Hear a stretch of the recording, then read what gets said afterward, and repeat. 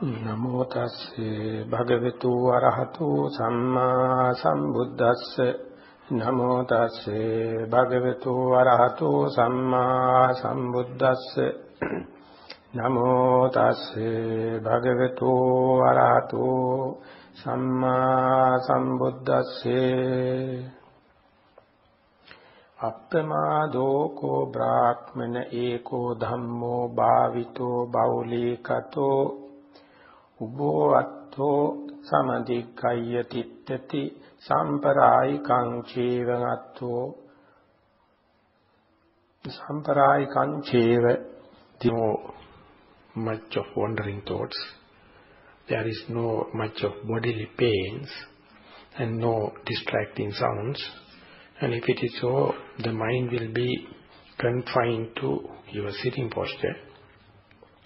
And within that, if it is 1 to 2 minutes, it is going to take interest in the sitting posture. Slowly, either it will take interest in posture, sitting posture, or it will observe the in-breath and out-breath as it happens naturally. You are not supposed to do any kind of forced breathing. Breathing must be completely natural. And you are just observe as if it is someone's breathing. You try to take a neutral observer's position, or choicelessly be aware of the breathing. So when it is automatically in-breath and out-breath, to check whether the mind has taken proper attention, you must try to see, if possible, to see the difference between the in-breath and the out-breath. Or in other words, you are trying to experience the in-breath and the out-breath as much discriminately as possible. This will give a chance for mind to go closer observation on the breathing process. And I am repeating again, still you are not doing any kind of forced breathing. If this way you find possible to see the in-breath phase contrast with the out-breath phase, that is a good start. That indicates there is no much of a disturbances from the wandering thoughts, not from the bodily pains or the sounds. And if it is continue to see, if you are continue to observe in-breath and out-breath, and if you are lucky, you can see with the progress what is the most touching point of this in-breath process and the most touching and the rubbing point in the out-breath process. In the texturally or in the books, it indicates the most touching point basically on the top of the lip or at the end of your nostrils. But it is not always should be necessarily like that. It may be varying from person to person, time to time. For my experience with the yogis, some of them feel it somewhere inside the brain, like some feel it is in the throat, sometimes in the solar plexus, sometimes in the navel area. Whatever may be, you have to appoint the place naturally. You are not going to do it in a forceful manner. You just simply observe and then see what is the most touching point, and then if you are lucky to see, if you are consistent enough to see this touching point, let the mind to be in that point, and from there you see in-breath and out-breath. And if you are encountering with difficulties like wandering thoughts crossing here and there, or some kind of distractions to the other parts of the body, then what you can do is to reinforce the attention. You can note mentally, silently, while it is in breath, you may note it as in. While you are breathing out, you may note as out. So, you just keep on noting in, out, in, out. If it is becoming a burden or disturbance, of course you can leave that technique, leave that practice. But this is given to make the mind more focused and to get rid of these wandering thoughts, nuisance of the wandering thoughts and the pain. And then more number of breathings without interruptions, and you will be getting more and more concentration. Whenever any thought happens or disturbing, pains happen, what you do is, if it is completely toppling, breathing and going to take the attention of the mind, you will just see that you are not breathing, but you are just thinking or wondering or fantasizing, daydreaming. Or sometimes you may be worried with the pains. If it is so, you have to take the mind from the touching point of the breath to the point where it is pain happens, and you comes to know now you are observing pain. They are also very careful, you have to keep it in your mind, not to react with thoughts, not to react with the pain, not to react with the external sounds. Whenever they come and wipe it off your primary object, that is to say, in-breath and out-breath, you just come to know, now I am with thinking, or I am with pain, or I am with sounds. Just to see the nature of thoughts, just to see the nature of pain, just to see the nature of hearing sounds. And necessarily, if it is necessary, you may just can thinking, or wondering, or daydreaming. Or you may note sometimes the pain as pain. Or if the disturbing sounds happen, listening. Whenever they become faded off, you come back to your primary object and again start just like a beginner. In-breath, out-breath. In-breath, out-breath. Or in, out, with a simple, short words. Continuity with the breathing is the best. But if it is not so, you must not fight with, you must not react with the disturbances or secondary objects. You just try to be aware of the beginning, the middle and the end of the disturbance. And likewise, you have to keep this posture as long as possible. And then, according to time, we have another 15 minutes. And then 8 o'clock, we will start talk. Thank you very much.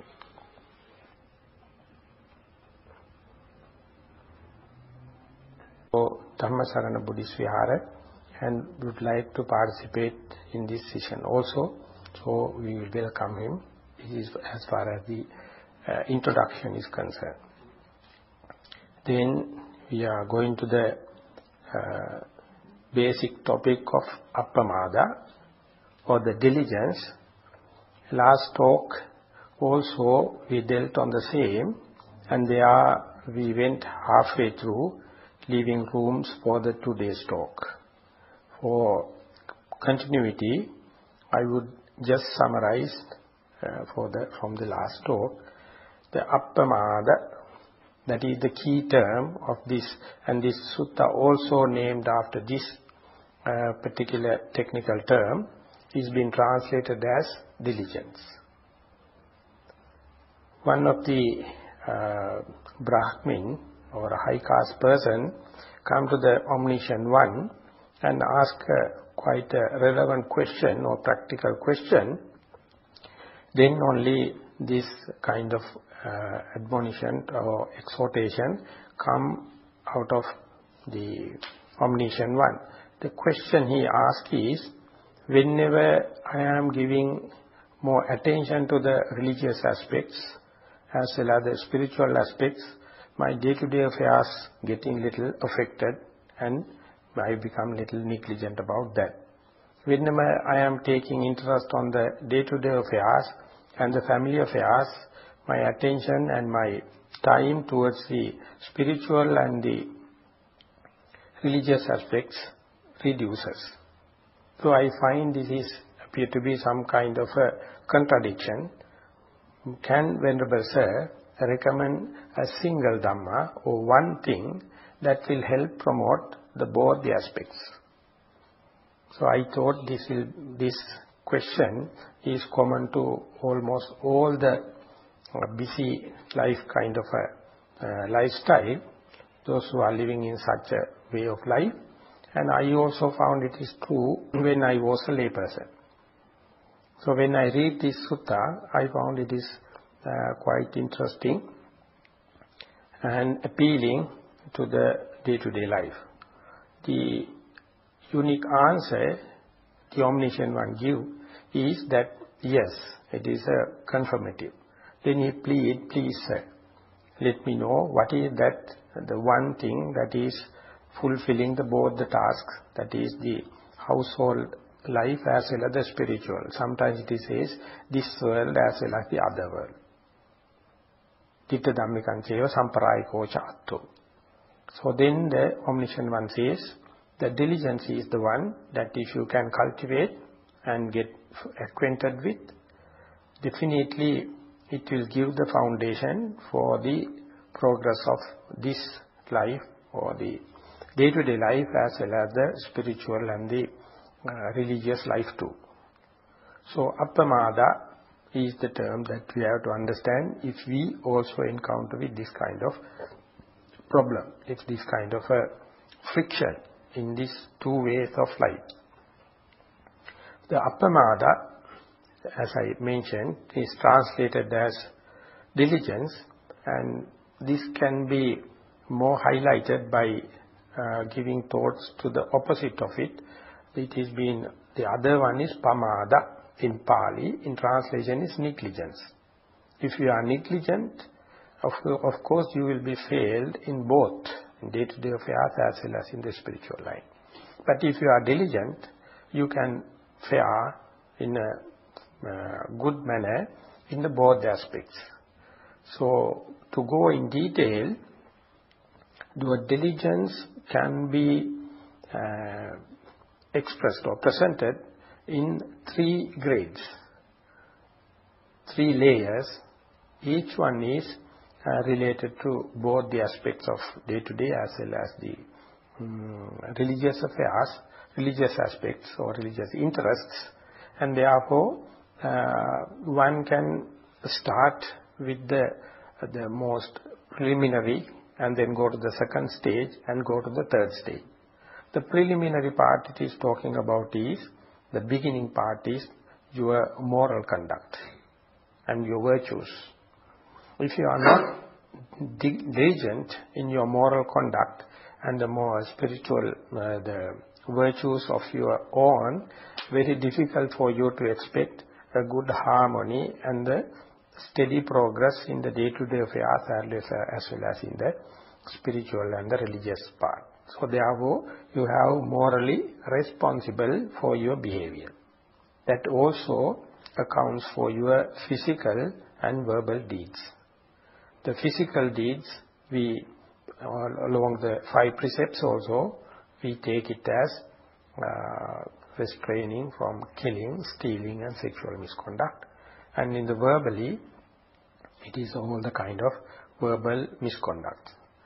So, people usually be negligent on these physical and verbal misconduct just for the sake of their sense impressions or sensual pleasure.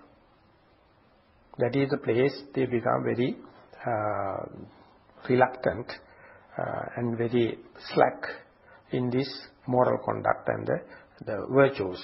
So therefore the Omniscient One at the very outset he says, you must feel responsible for your physical and verbal behavior. For a group like this, I think we need not take much time, and of course last time also we have taken fairly enough time to go in detail. Once that is assured, once that is purified, and then the second grade, it comes the concentration training. The first part, what we talk about the the virtues and the moral conduct, it is called special kind of defilements that you have to take under control. That is called transgressional kind of defilements.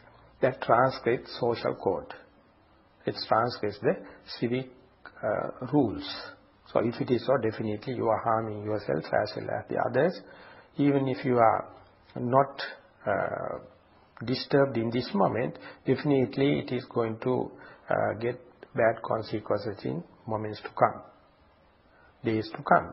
So therefore, this transgressional part, very easy for others also to observe, and you yourself also will come to know very quickly, because each and every country, all the societies have their own constitutional and the civil laws.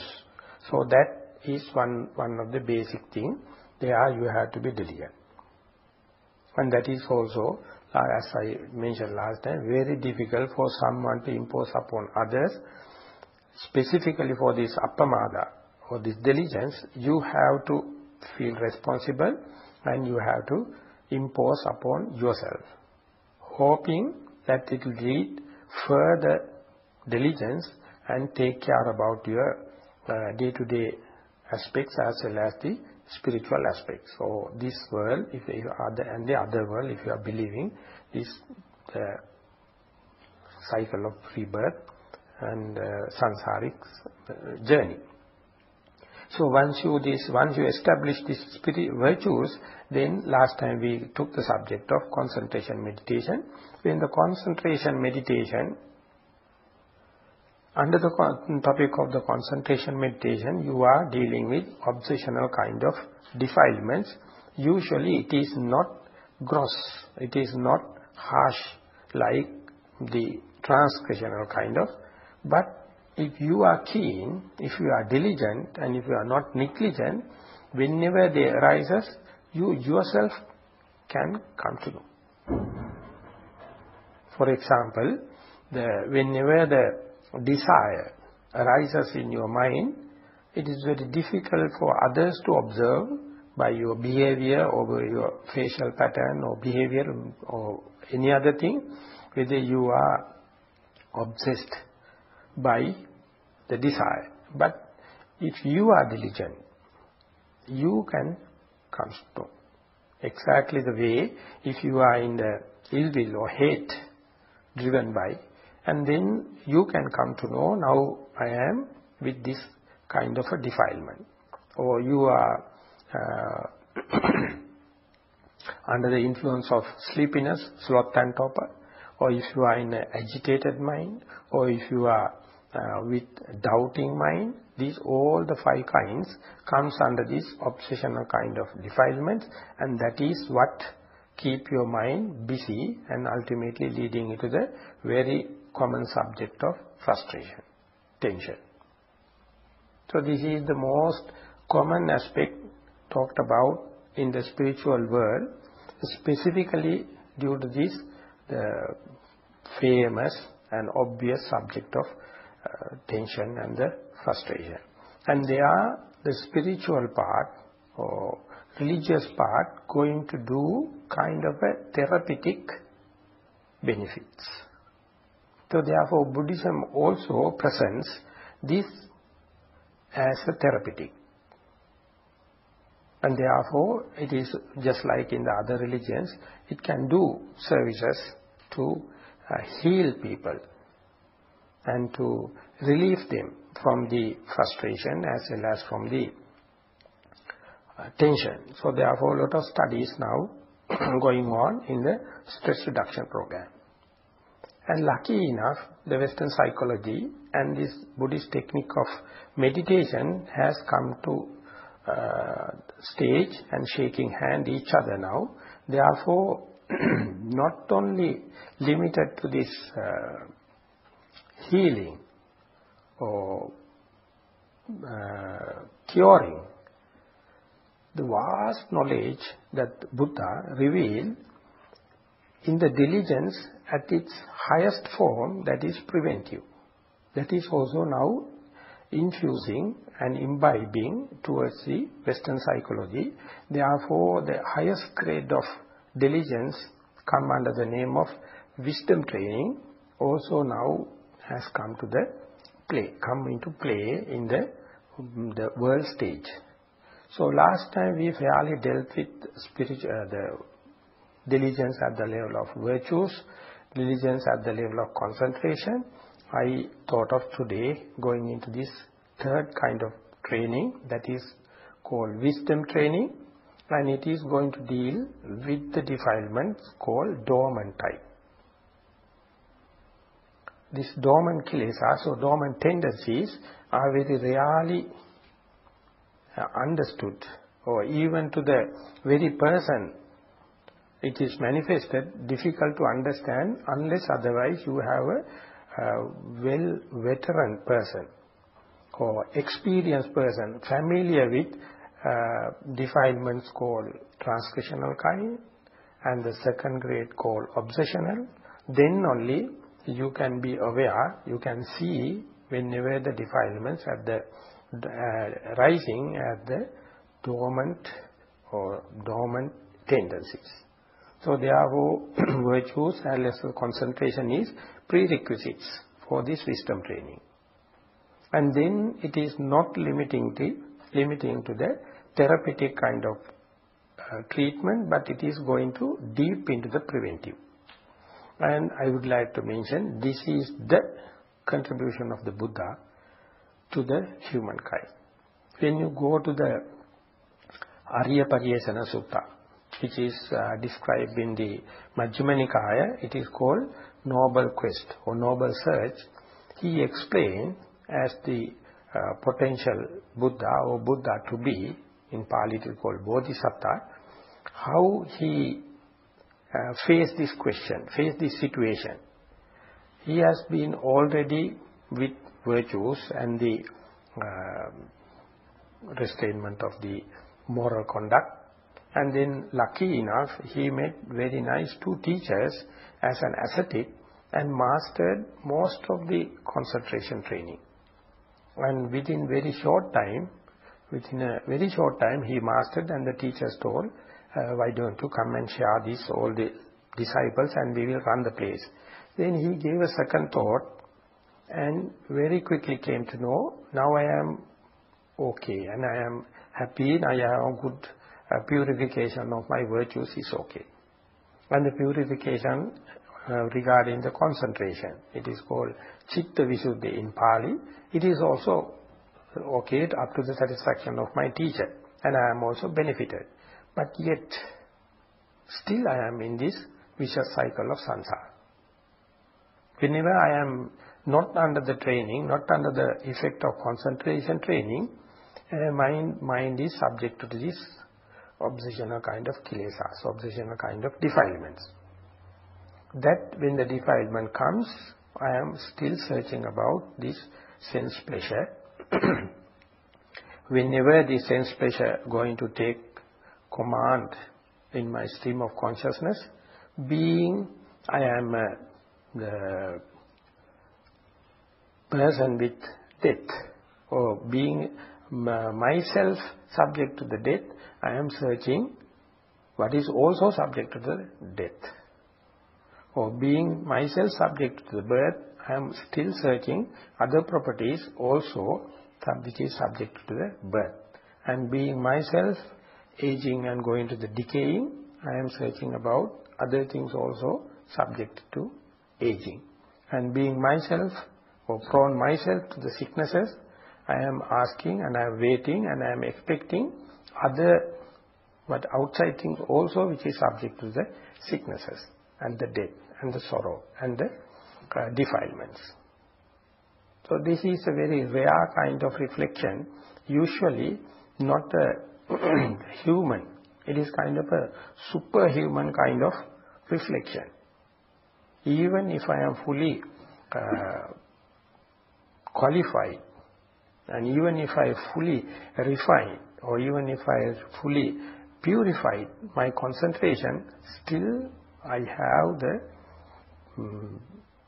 weakness to fall into this kind of thing.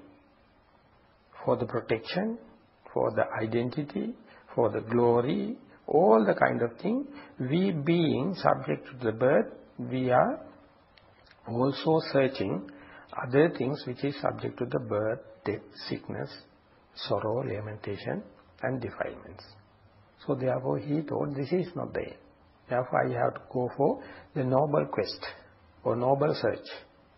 That sutta is known or named after this term, Arya Pariyesana. In this Arya Pariyesana, he found the diligence at the highest level, that is called wisdom training.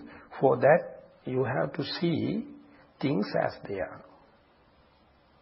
Unless otherwise, you will be still searching the happiness with this worldly thing, which is always subject to the birth, death, sickness and all the kind of weaknesses. So therefore, today time, we also take to go into this question of wisdom training. To see in a contrasting manner the benefits of training on the virtues or morality is that you will be free of fear. As far as you are morally not responsible and breaking the rules, you are subjected to get frightened. And fear will be there. Whenever you go to the dark place and whenever you feel isolated and alienated, you feel internal kind of agitation. Self-criticism can come. Or otherwise, the neighbors will find fault with you that you are violating the social rules. Or otherwise, the police or the other jurisdictional people will come and catch you. With whatever the ways, if you are going to hide these internal criticisms or the criticism from the outside or the civil law, whatever may be, that you will come to know at the end of the death or at the end of this life, you will be going to this hell or the netherworld, and that cannot be prevented. Therefore, always, as far as you are not virtuous, the internal criticism comes, and it is kind of a fear. And from the Western psychology point of view, this is the root cause for all the mental diseases. The fear, aspect of fear. So, if you are taking these things seriously and be diligent and making your virtues, imposing the restrainment on virtues upon you, then you find, eventually you will find, you are free of that kind of dangers, that kind of fear. And then only lack of fear will give kind of a security. That security will give peace of mind. That is the way of happiness. If you are violating these virtues knowingly or unknowingly, definitely you are harming yourself as well as others. So the Buddha, as the omniscient one, knowing the all things, he recommends with kindness to the people, those who are on the way to the noble quest, be mindful, be vigilant and be responsible about the virtues, and you will be free of fear. As far as you have the restrainment of the concentration or Chitta Bhavana, training of the mind, then you will have the immaterial kind of pleasure, then and there. And that you can say, if you do not have that kind of peace of mind, if you do not have that kind of a concentration, you are always absent-minded, simply you are not living. You are just thinking, or you are just planning to live, or you are just with disappointments. Whenever you have concentration only, you are living. Ditta Dhamma Sukha. The kind of pleasure, a kind of happiness, you can entertain here and now.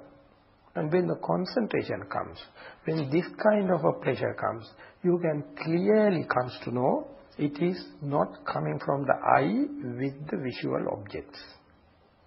It is not coming from the ear with nice music and the sounds. It is not coming with the nose with the good smell. It is not coming through the tongue with good flavors. It is not coming with the body with comfort and the good touch. And it is not coming from the mind through pet ideas. Simply you can get the concentration when there are no visual objects and eyes are closed. When there are no sounds and ears are observing silence. And the nose, the tongue, the body, mind must be still. And then you can feel here and now kind of a happiness that is called immaterial pleasure. And that is, you can very well compare with the material world or consumerized societies, how they find the agitation as well as this kind of frustrations. So this is also coming up at the personal level. You can do it in the gross level or in the community level. If you know the secret, if you know the value of this diligence, you can be practicing concentration meditation, something like we started with breathing, or you can do reflection about the virtues of the Buddha, or loving kindness, whatever may be. A lot of subjects are there. Whatever subject which is appealing to you, if you going to practice further, and whenever the concentration going to give results, you will come to know that when the eyes are closed and there are no sounds and the other faculties are completely in peace, then you can entertain kind of concentration there. You feel you are with yourself here and now.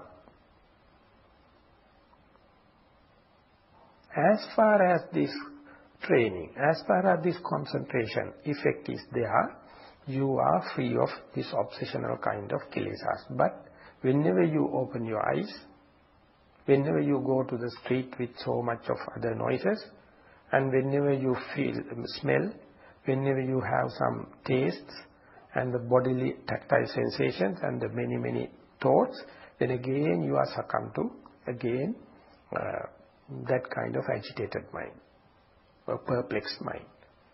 So that is the point the Buddha to be was so concerned. Temporarily, definitely with concentration meditation you can achieve, but it is not going to give a lasting answer. Then only he went on with this noble quest or noble search. How can I completely eradicate all the dormant tendencies or hidden tendencies? For that you have to implement diligence in a very special manner, and that is what the special message of the Buddha or special contribution of the Buddha to the human being. That is called insight meditation. Definitely it is the furthering of the same training of virtues and the concentration. So therefore it is called Sila Sikha, Samadhi Sikha, Panya Sikha, or restrainment along the virtues, restrainment along the concentration, and restrainment along the wisdom. Today I would like to take the subject of this Anapanasati Bhavana or mindfulness on in-breath and out-breath. This very technique could be used comfortably for both the kinds of meditations. But when you read the text, something like Sathipattana Sutta or Anapanasati Sutta or Girimananda, whatever may be, where that instructions are there, the standard method is you try your best to develop the concentration, and if it is so, you go to a unshakable kind of stages or mental absorptions and then turn into insight meditation. But those who find difficult to get the concentration from the concentration meditation or serene kind of meditation, they can right from the beginning can start the bare attention or with insight meditation. So this is a ever lasting question. How can one turn from concentration meditation to the insight meditation? Where should one turn from the concentration meditation to the insight meditation? For that I will try my best to give the technique behind or the facts towards this decision. When you are breathing, your body, the faculty of body or tactile sensation is the one in action. Likewise, your eye is a separate faculty. Your ear is a separate faculty, a nose separate, tongue separate, the body separate, and the mind. These are the 6 faculties normally known as a being, a person, a woman, a man. So in the meditation, this is called eye, ear, nose, tongue, body, and the mind. Out of these early 5, that means ear, nose, tongue,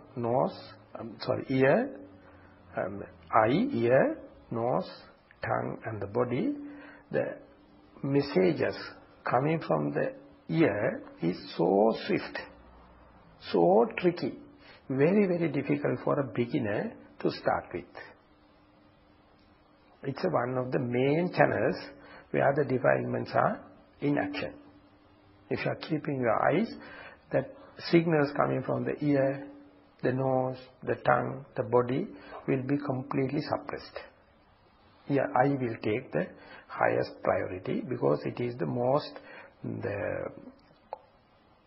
dynamic, most active door out of these 6 senses. So therefore the beginner will find very difficult to start with this restrainment of these faculties like eye. Next the ear, and next the nose, the tongue, the last one or the easiest for the beginner is the body. So therefore generally instructed you to close your eyes in a sitting meditation and go to a silent place where there are no disturbing sounds, irritating sounds, and go for normal atmosphere where there is no smell, sensation or impingements, as well as you shut your mouth up, no talking and not eating, and then keep the body just like a pyramid in a Cairo, a triangular shape touch on the ground, as well as up there also a triangular shape. That is the most established form. And then let the breathings to take place. So body posture is a complete whole body. At the beginning of the posture, beginning of the meditation, you just give the attention to the whole body. You are at that time, you are here now. Here means the whole body. But give 1 or 2 minutes to see what is the most prominent touching point in the breathing. Whenever you find that kind of a tangible touching point, you reduce whole body into that particular point. So that onward, your sensitivity of the body pinpointed to one of the touching point. So that is further concentrated and attention go to one single point. So now you are breathe in, breathe out. Breathe in, breathe out. When it is happening, if the attention is basically with the breathing, and if we are touching point or the focal point also appointed, as I mentioned, literally on top of the lip or end of the nostril, so you know where you are. And you know what phase of breathing takes place. It is in-breath or out-breath. So, when this is happening, it's a kind of a process.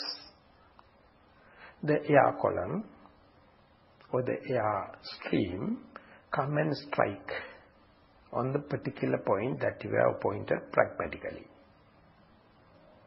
So when these two are touching each other, the air column or the air draft come and touch or come and strike on the base or the body base or sensitivity of the body. If there are no other colorful and dramatic signals, the attention will go to this touching point, provided no seeing, no hearing, no smelling, no tasting, because they are very attractive, they are very dramatic, they are very forceful. As far as they are not there, the attention goes to the very point where the air draft comes and touch, air column comes and touch. If the air column comes and strike or touch on the sensitivity of the nose or the body, then you can feel the heat, the cold, the stiffness, the tension, the moving and expanding nature, contracting nature, all the kind of sensations, provided that there are no other distracting other signals. So this is a unique kind of experience. The striker element come and strike on the body door. And then you feel, you experience that particular sensation. To expand this one, you can say when the eyes are open, the visual object come and avenued with the eye door.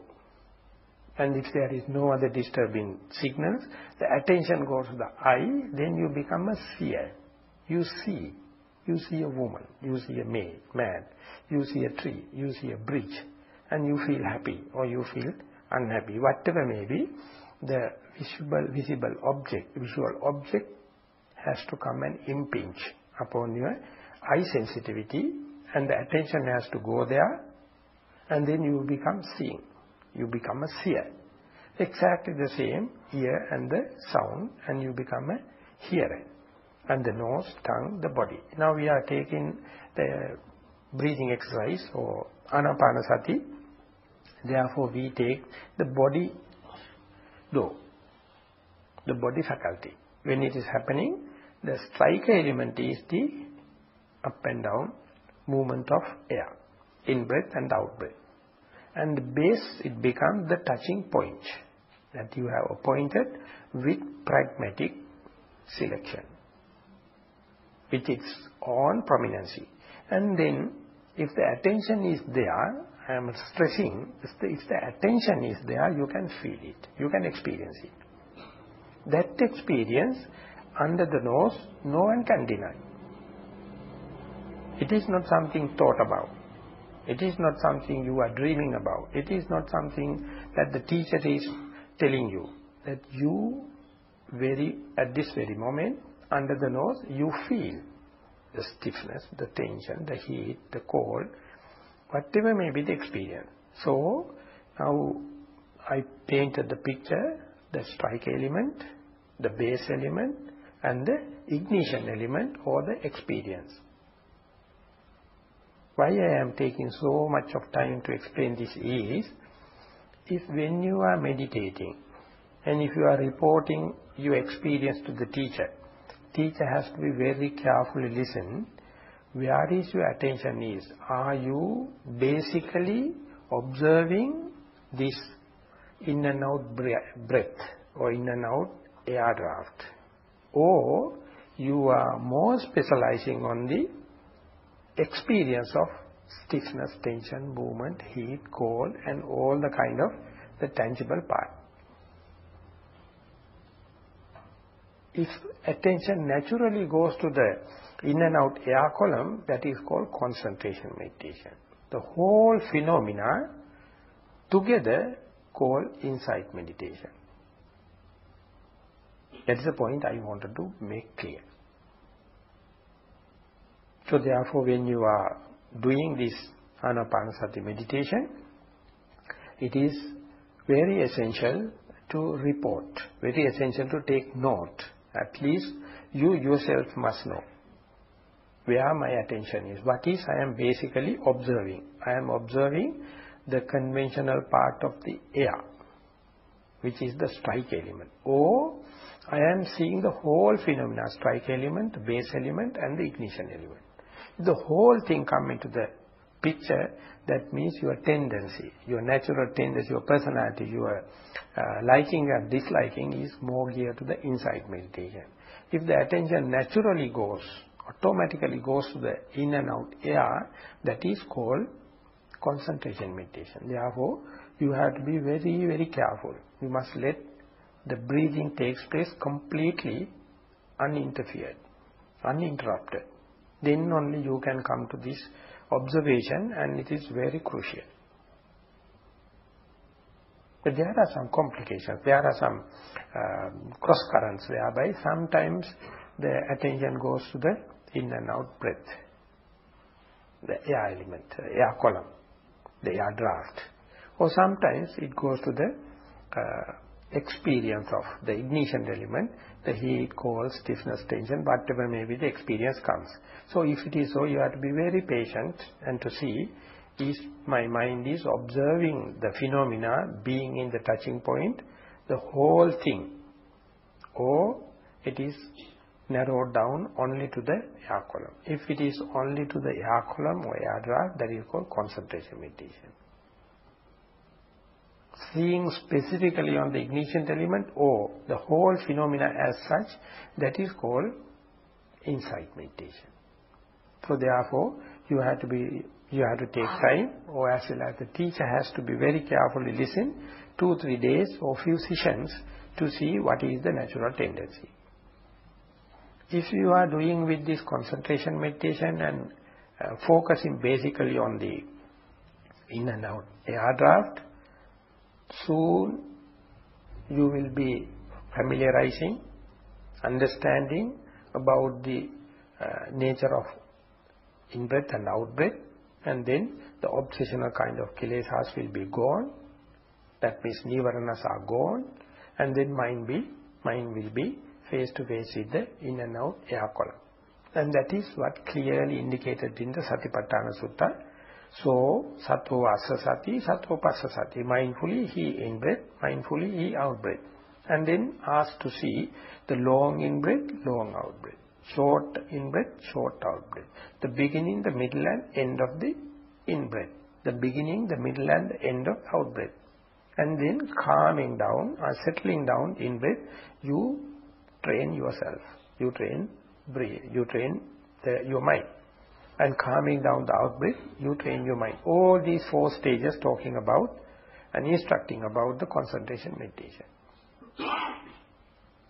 Now in this meditating world of this Anapanasati, many people are confused of this, and therefore very difficult for them to break through or take a steady progress. So that is why I thought of revealing, giving this technical information, so that at least they will know when you are breathing, when you are doing Anapanasati meditation, you have to be very vigilant, very observant. Your mind must be in one particular point. From there to see, first of all, naturally it is going to the in and out breathing, or it is going more towards the experience, or we will say the whole phenomena. If the concentration meditation, of course, going to take place, you promote. You have to promote. The teacher also must be help the yogi, the practitioner, to increase or develop the concentration meditation. Once you go on and taken the concentration meditation up to the absorption level, just like the Prince Siddhartha or the ascetic Siddhartha, he mastered all the 8 kind of mastery. That means the obsessional kind of kilesas are completely under control. And even then he finds whenever the concentration is no more, he is subjected to again the defilement. Then he turned into with this concentration, with this restrainment, to see the whole phenomena as such. Or with the concentration mind, he tried to experience the in-breath and out-breath with the background of concentration in the mind. This is the point I just last mentioned also. Some practitioners find they have no that kind of traits, that kind of tendencies. From the beginning they may feel the experience of in-breath and out-breath like heat, cold, stiffness, tension. That is called reality. The object, the realistic object, not the just air. So if it is so, they have to go along the bare insight method or wisdom kind of training, insight meditation. So now we have to, with this understanding, to proceed how to continue with insight meditation or mindfulness in bare attention. There you can have 3 kind of training. One thing is sitting. In sitting, you try to see the whole breathing, in and out air, either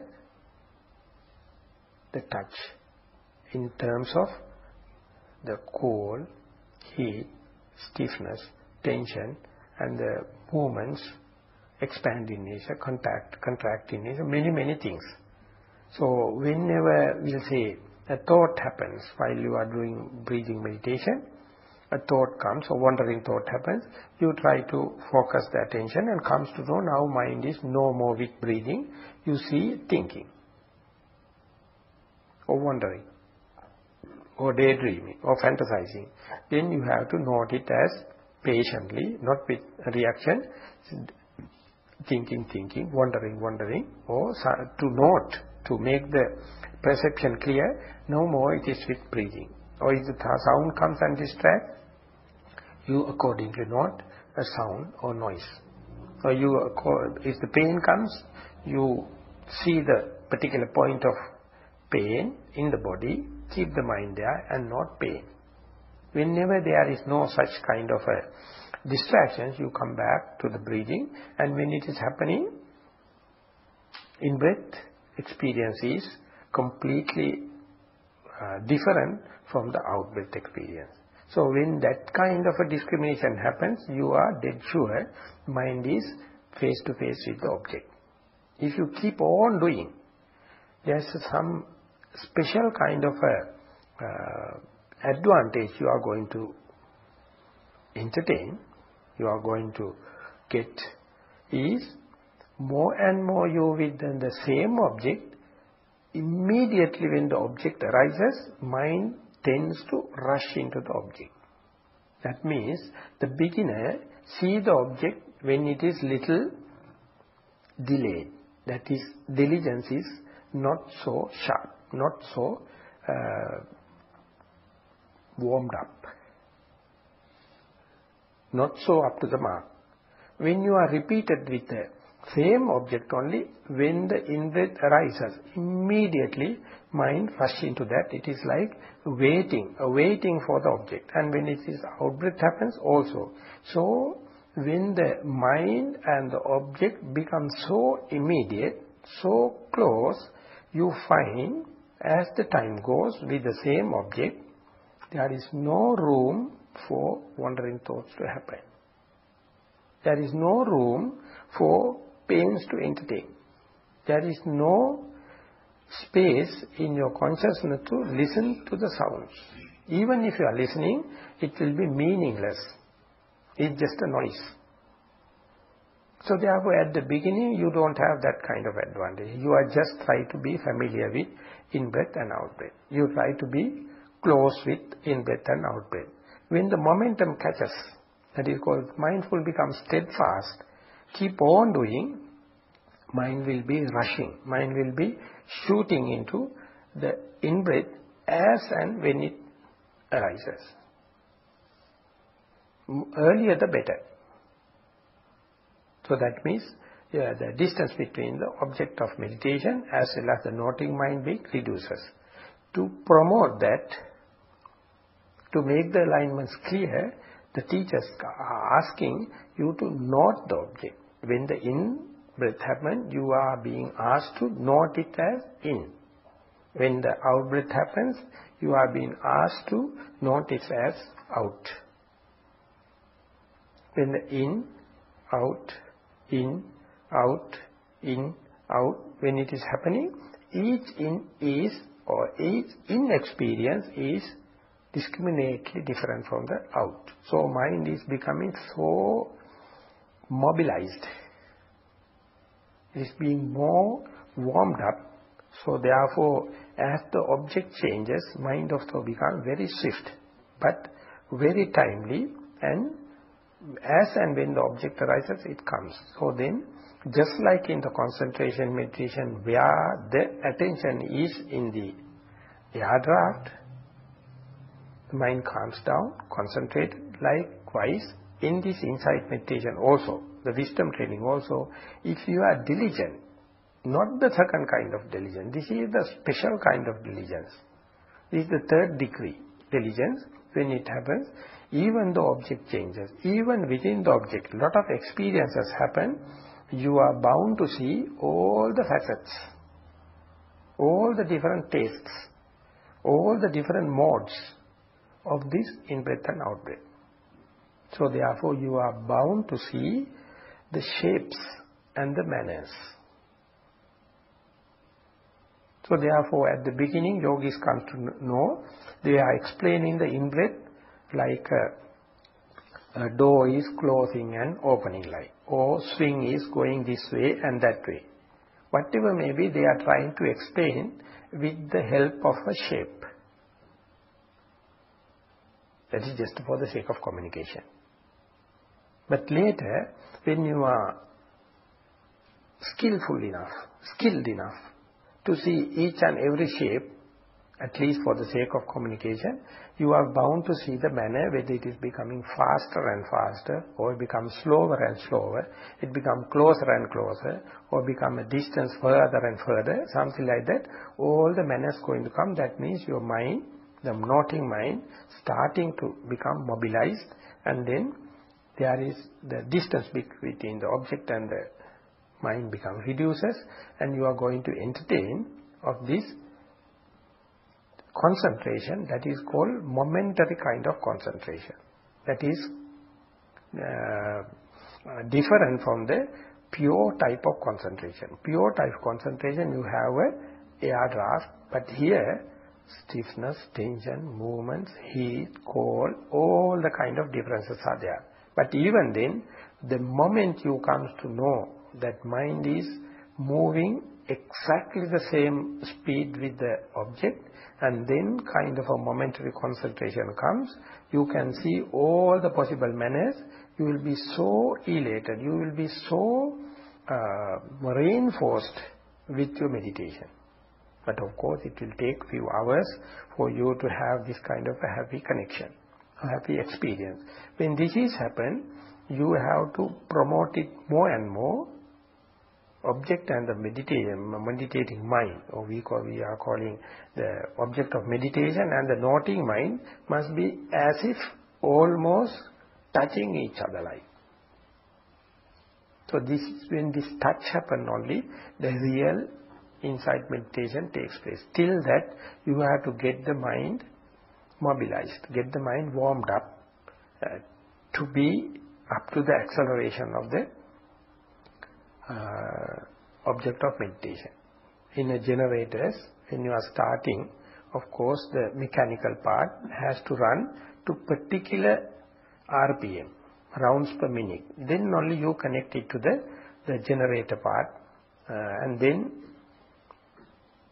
the generator going to start the particular kind of voltage, and you connect into the circuit. Something like that. At the beginning you have to start the motor, the mechanical part. You just shoot your mind or your noting mind to try to keep it face to face with the primary object and repeatedly on the same object. Here the body base, and then the touch of the air, and then you feel the touch, you feel the heat, you feel the cold, you feel the stiffness, tension, movements, all the kind of thing. When the momentum comes only, you try to feel the go, the acceleration, the momentum of the meditation. So till that, the insight path or insight meditation is not started yet. When it is started, when it is catching each other, then only, even though it is such a swift thing, you can see this is the object of meditation and this is the noting mind. That is called the material part, and the mental part. Slowly you start to discern. Even then, you have to mobilize further. Whenever you are trying to see any phenomena has at least two sides. One thing is material part, one thing is the mental part. In the seeing, the object of the visual object, and the eye comes to the material part. The seeing, feeling good, feeling bad, all are mental part. In the hearing, in the smelling, in touching or in the tasting, all you have this kind of a materiality and mentality. Once the mind is come with the speed, once come with the phenomena, only you will try to discern it. Till that you are not being asked any artificial thing, you are being asked to apply your mind again and again on the breathing exercise or breathing phenomena, in-breath and out-breath. Once the momentum comes, that will be natural unfolding will take place. So therefore, in this diligence, the special kind of diligence or the mindfulness in the highest potential, highest degree, the most important part is the beginner's part. For that, the listening to Dhamma talks and questioning and discussing is very important. And meanwhile, you have to sit and practice. Once this is installed, once the mindfulness come into play, then it catches its speeds. Without any kind of a initiative, it catches. In the book called The Power of Mindfulness, written by Venerable Jnanaponika, he says this, the quality of mindfulness is generally, it is a shameful character. It is not a forward kind of, it is called a social kind of character. It is always there, but not so colorful. Instead, in the spiritual life, the faith, the energy aspect, the concentration, the wisdom, they are very colorful characters. So yogis and the spiritual people always seeking behind and searching behind the faith, the concentration, the energy aspect and the wisdom. But unless otherwise you give the proper place to this mindfulness, the real meditation will be hampered and it is not be in the full-fledged. So therefore at the beginning, you have to use this faith, you have to use this energy aspect in order to bring that aspect of mindfulness to the proper seat, the proper place. And when it comes, slowly only start to get the real role. Same thing you can apply in the walking meditation. You are moving the left leg and the right leg. They are also at the beginning, just like in sitting, you have to go to the walking path and stand yourself still and see the standing posture. And see whether everything is okay. And the mind says yes, then you start moving with your leg. And when the right leg is moving, you try to get the touch of the right leg or the feeling of the right leg, maybe the touching of the ground or maybe the moving. At that time you must restrict it, not let mind to astray into the left leg and other parts of the body. You only try to see the moving right leg, just like in-breath and out-breath. And then it is moving to the left and you try to see what is the experience of right leg and the left leg. As you continue, of course, eyes are open and you have sounds and the air movements, everything comes. But you try as much as possible to keep the pace with the right leg and the left leg. More and more you go, you can see, even if it is changing very swiftly, when the right leg is moving, you can feel it. And the left leg is moving, you can feel it. To reinforce only, you sometimes start noting right, left, right, left, right, left. When you are turning also, take it, the movements of the leg. And this is quite promotive and really encouraging the meditative life, this walking meditation that I am explaining. Without the walking meditation, the sitting meditation will be quite very difficult part and it will appear to be boring. So therefore, my sincere advice is to take enough time for this walking meditation, or otherwise when you are doing the purposeful walking also, you can make use that for the walking meditation. And if you are skillful in sitting and get kind of an idea, what does it mean by mindfulness in walking? How do you going to get the touch of the right leg and the left leg? Then on the day-to-day affairs also, whatever the bodily posture, when you are eating, when you are bathing, when you are doing your toiletries, all the time, whatever the action you do, you can be observant. It is a silent kind of observer. Sometimes, as I mentioned last time also, choiceless kind of awareness. Try to see the limbs and the touch of it. And try as if you are looking at, the outsider is looking at you. Or a video camera is working and you are working, performing under the camera. So the camera is recorded everything, so you can put the slow motion action replay. When a mishap happens, you can see back if you have a good mindfulness coverage. But it is very difficult because that we in the day-to-day activities we have a purpose. So purpose will overpowering and overcovering this thing. But in sitting, you are completely doing for the sake of mindfulness. In the walking meditation also the same. But if you are skillful enough, getting this mindfulness in the day-to-day affairs, that is more durable than sitting meditation. And recently from the Burma, we got the new technique.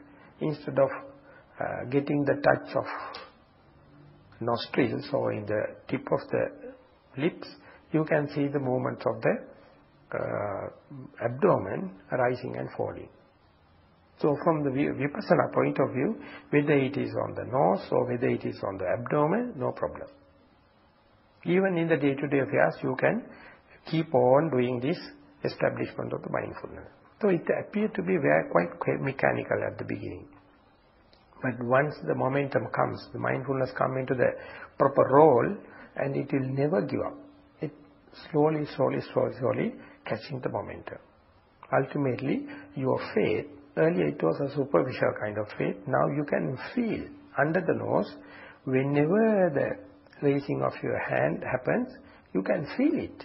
You can see what is happening as it is. And when you are being angry, you can see what is the anger works in your bodily mechanical machine.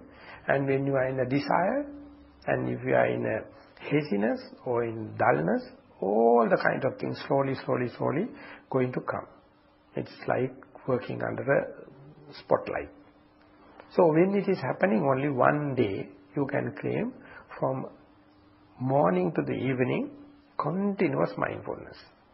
In my life, it happened more than 10 years to come up to that kind of a claim. But at the beginning, you have like ink drops falling onto the blotting paper. Here and there in your day, you start to get mindfulness. Of course, it is at the beginning easier with sitting, but it is easily erased off also. Because in the sitting, you give the full conducive situation, no sounds, eyes are closed, and no smell, no taste, no other kind of thing. So therefore it comes. But whenever eyes open, the mindfulness will be scattered. But in walking meditation, the mindfulness that you are gaining is little durable than in sitting. But if you are lucky enough to install this into the day-to-day affairs, definitely you will be the winner. Slowly. Of course, with day-to-day affairs, when you mindfulness develop, you have to incorporate that into the sitting. And the sitting mindfulness incorporated into the day-to-day affairs, and ultimately they will be complementary to each other. So when it is happening, you are the very first person to comes to know, now you are more living than trying to live. More living than daydreaming. More living than fantasizing. And in that sense, you will see how often or how frequently we are losing or we are robbing our own time. We are trying to live, but never living. When the mindfulness comes only, you here and now coincides. And that is the point you try to live. But it appears to be and seems to be very difficult and complicated task. But if you just look at the small kids, they are living. They are in the present moment. When the butterfly comes into the front of the flower, they live.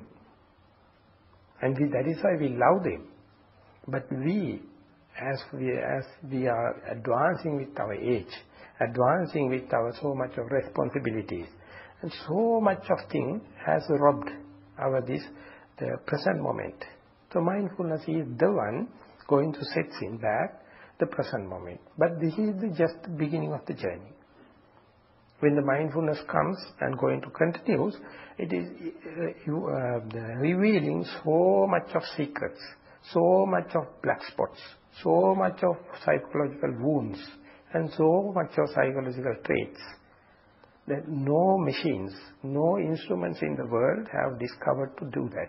Psychotherapists are trying to see the free association and all the kind of thing, but it will never tally with your own observation. For that you must have your positive thinking.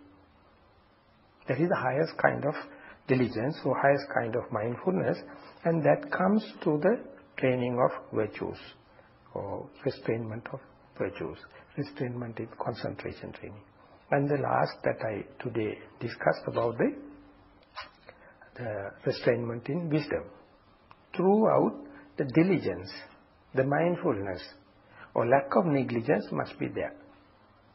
And this can be only explained in theories, but no one can install mindfulness in other psychologies. No one can arouse diligence in the other psychology. Even the Buddha found it is difficult to install in his own son. Only thing he was doing was, evening he goes there and preach. Morning he goes there and preach. It took him more than 15 years to understand what the Buddha is telling. When he come up to the age of 21 only, he fulfilled this steadfast mindfulness and then diligence. And then he also became Buddha. So likewise, everyone have the potential. But you have to take little time to listen and practice yourself, discuss with others, correct yourself, and your early mistakes have enormous value.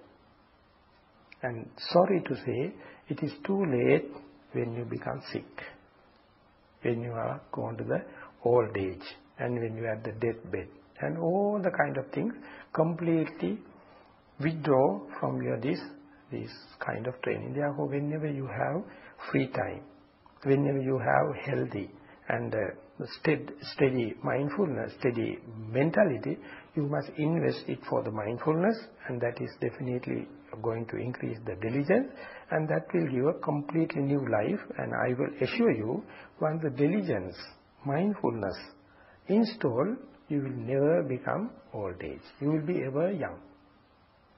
So that is what I have to mention it in this evening. So with the help, with the blessings of all the triple gems, may your diligence will be more vivid and mindfulness will remain steadfast. Accordingly, your faith, the energy aspect, the mindfulness, the concentration and wisdom will be ever proliferating. Thank you very much. So today also I would like to mention that I am very happy with this discussion. That is the way I came to know this message very vividly. If you have any questions or if you have any clarification or statements, we will take a little time, and then it will be a very good feedback for me whether my things have been communicated with the group or not.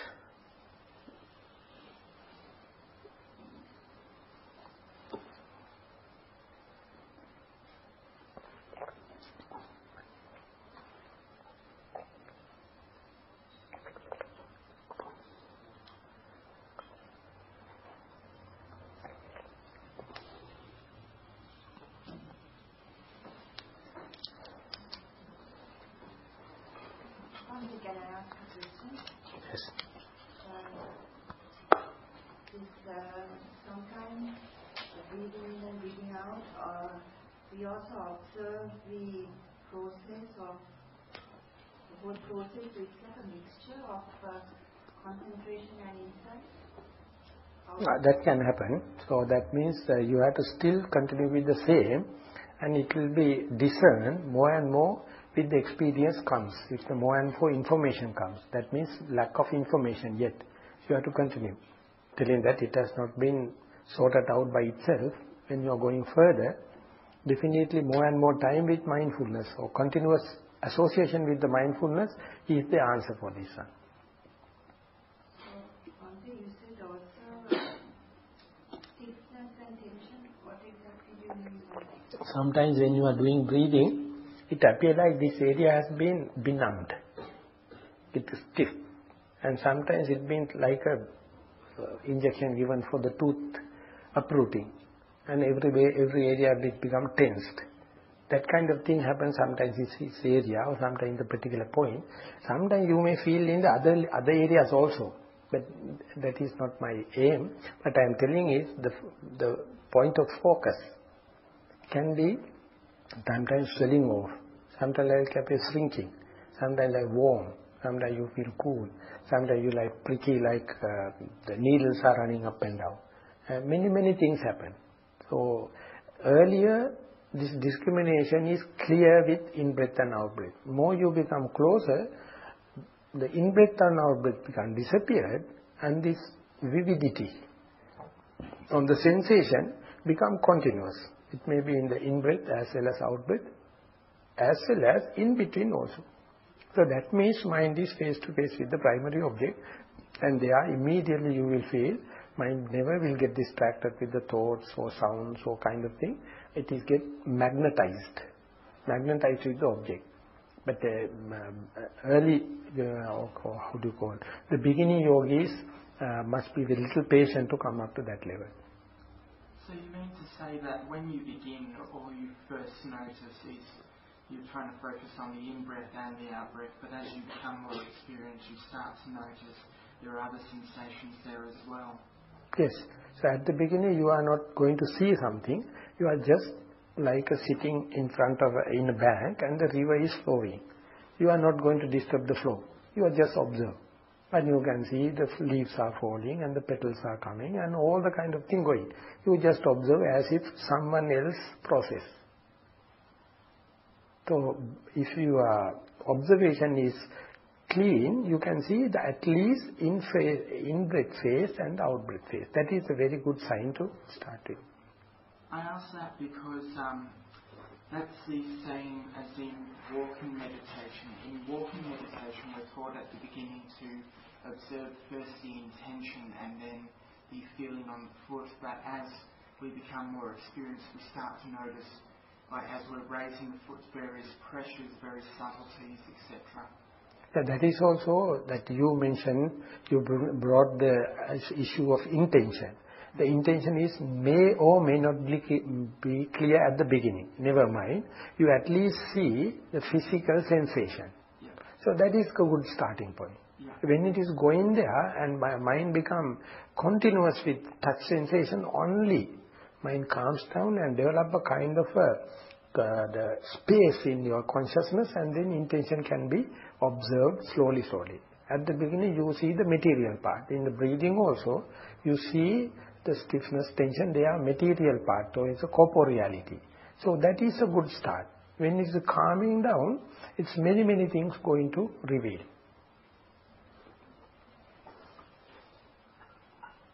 When in that process, if we hear a loud noise, then we know that itself. So that I have to be specific. If the loud noise is disturbing your breathing, if it is going to wipe it off your breathing and the noise is going to take your consciousness, or if it is going to drag your attention, then you are concerned about the noise. If the noises are there, but still if you can maintain with the breathing, you must give the priority for breathing. So it depends, and it depends on the degree or the intensity of the signal. It is as if when you are driving a car, specifically in Sri Lanka, a lot of pit holes are there. So sometimes you can forget about and you can run because the shock absorbers are there. But if the pit hole is big, you have to slow down and do something. Yes?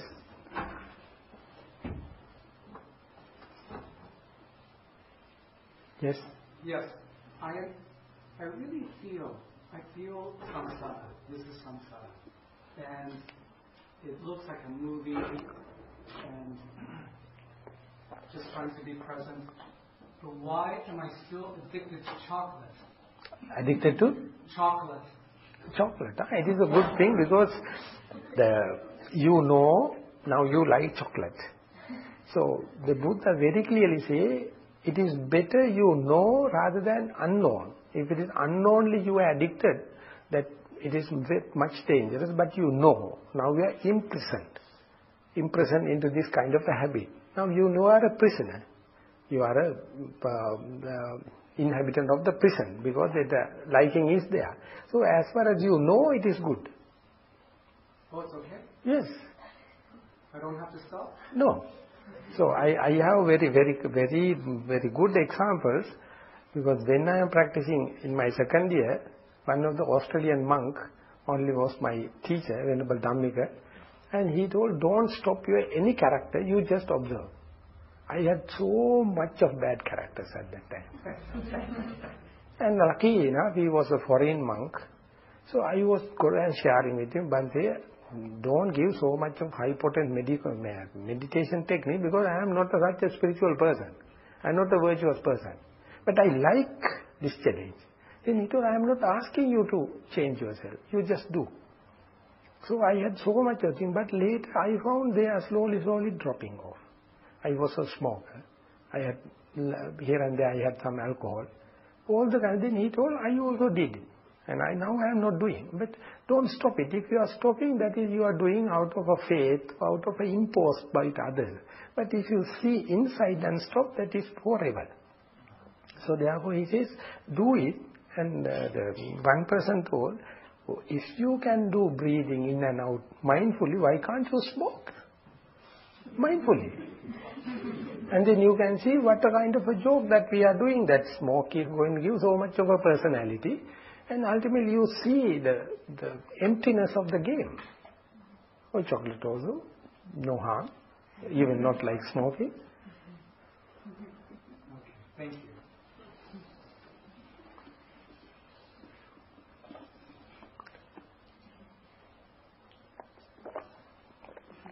I am really thankful for that Australian monk.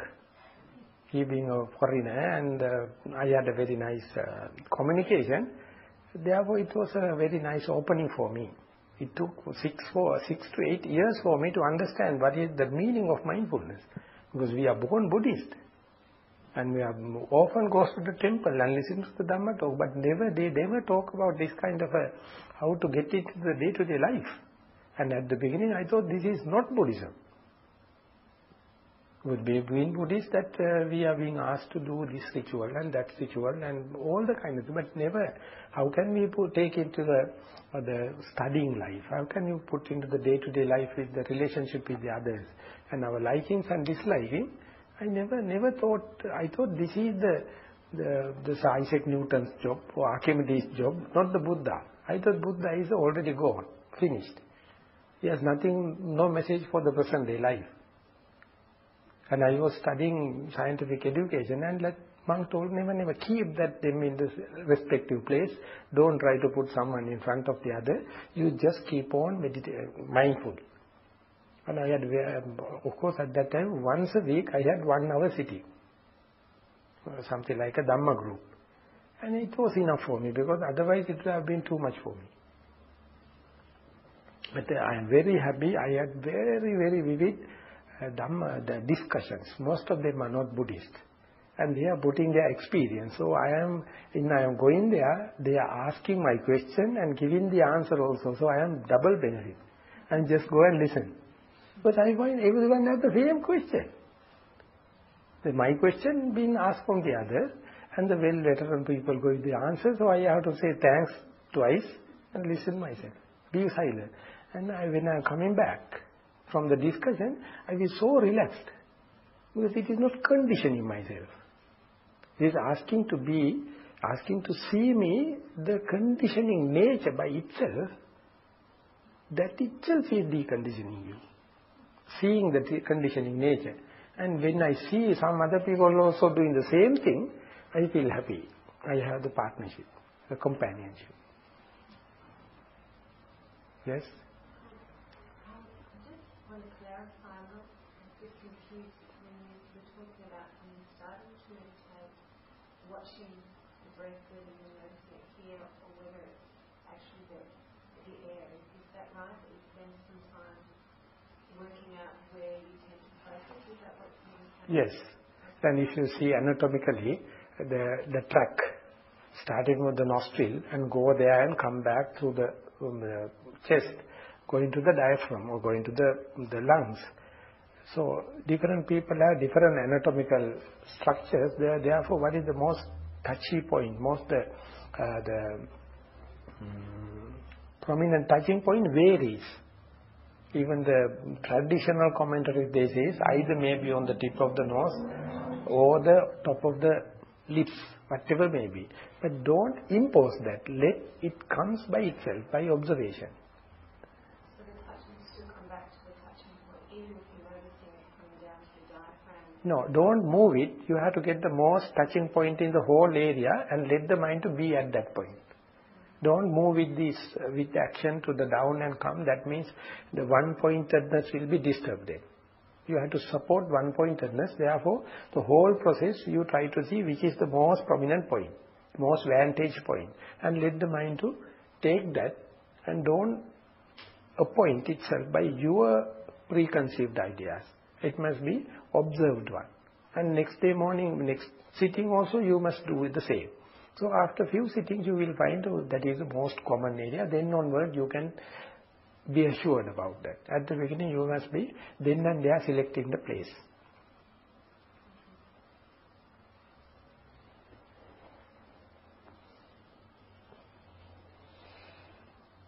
You said that once we get concentration and we come out of the meditation and walk out into the normal living, that is lost. And I believe that the inside meditation is more powerful and stays with you. Would that be right if I say that? I don't get the question, get the statement right. The question is, when we do concentration meditation and then we go to realize that effect or the goodness is lost. Yes. While if we do inside meditation, that still persists. So the effectiveness or the mindfulness that we have practiced in the sitting posture goes with us to the daily life, and so therefore it's more beneficial. Is that right? Yeah, that is why that you see now we are in a meditation hall. So how much structural differences are given not to get sounds and to give the no mosquitoes and all the comfort. Upon that only concentration can happen. But very difficult to do it in a busy street. But this is a concentration meditation. It needs conducive conditions. With that only it comes. Otherwise it is not. But in the inside meditation we do this also. And in the outside we do walking meditation, and there you find among all the difficulties, sometimes you develop kind of mindfulness. That means it is a kind of versatile. It can be applicable for many, many places. And in the day-to-day affairs, and you will, while you are walking with the other people, while you are taking the meal, everywhere it comes. So therefore it is applicability for other places is high, because it manifested or it is assimilated with troubles in the disturbed situation. So it has nothing to lose with the disturbances. So that is how this mindfulness or the inside meditation was applicable to the Western countries. Western countries at the beginning there were no this kind of a conducive situation, no monks, no pujas. But they have been asked, if you are mindful or if you are observant, you may find some of your day-to-day activities can easily come under the mindfulness. And once it's installed, it's slowly spreading. And then ultimately they can see who are the good friends, who are the bad friends, what is the food that is disturbing your health, what is not, and what is the good condition, what is the good time for sitting. All the kind of thing with the preliminary data, he himself can assimilate. And it is the best, because outsider's recommendation may or may not be based on the truth. But this is coming out of truth. If it is not so, next day it will be corrected. So likewise now, the authority of Buddhism, authority of meditation lost. There is no one authoritative. Everyone can try.